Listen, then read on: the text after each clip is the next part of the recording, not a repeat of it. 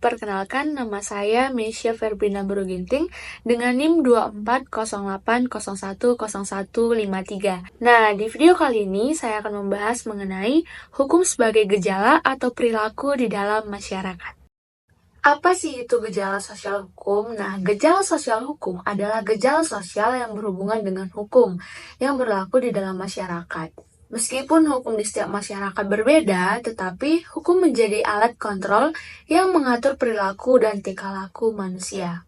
Secara sederhana, gejala sosial dapat diartikan sebagai peristiwa-peristiwa yang terjadi oleh manusia, baik secara individu maupun secara kelompok. Pada dasarnya, gejala sosial dapat menyangkut nilai-nilai sosial dan moral, antara lain mencakup gejala ekonomi, gejala politik, gejala budaya, dan gejala moral. Selanjutnya kita membahas mengenai fungsi hukum di dalam masyarakat.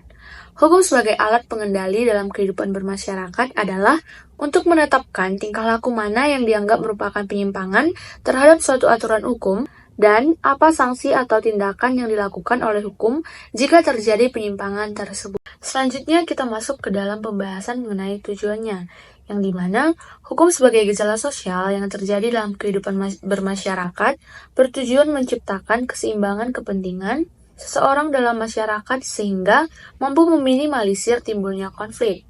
Adapun faktor penyebabnya yaitu yang pertama, faktor struktural. Nah, gejala sosial dengan pengaruh faktor struktural itu contohnya seperti 1. Interaksi antara individu dengan individu. 2. Interaksi antara individu dengan kelompok. 3. Interaksi antara kelompok dengan kelompok lain. Dan yang keempat, mengenai penyuluhan sosial. Nah, yang kedua itu merupakan faktor kultur.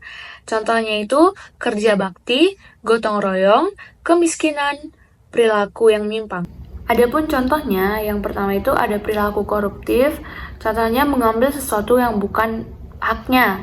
Yang kedua itu kemiskinan, contohnya pendidikan yang tidak cukup. Yang ketiga itu ada perilaku masyarakat, nah contohnya itu menyebarkan berita hoax. Sekian video presentasi dari saya, mohon maaf jika ada salah kata dan kurang berkenan di hati. Terima kasih.